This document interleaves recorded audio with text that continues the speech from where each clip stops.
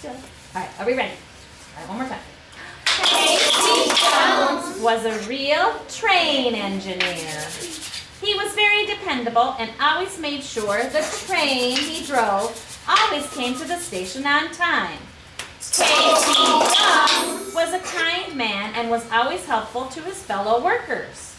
Casey Jones loved to blow his train whistle. He would start it off quiet and then blow it louder.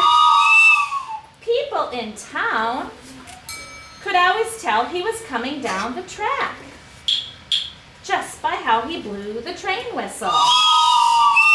One evening, after Casey Jones had already worked a long day, he found out a fellow engineer was sick and wouldn't be able to run his train.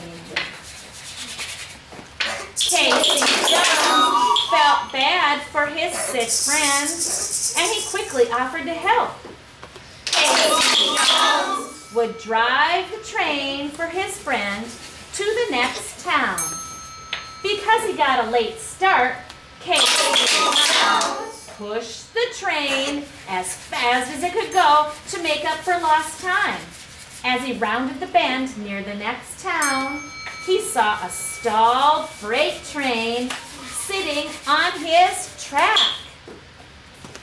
Casey Jones could see a collision approaching and frantically blew the train whistle in order to try to warn people of the danger.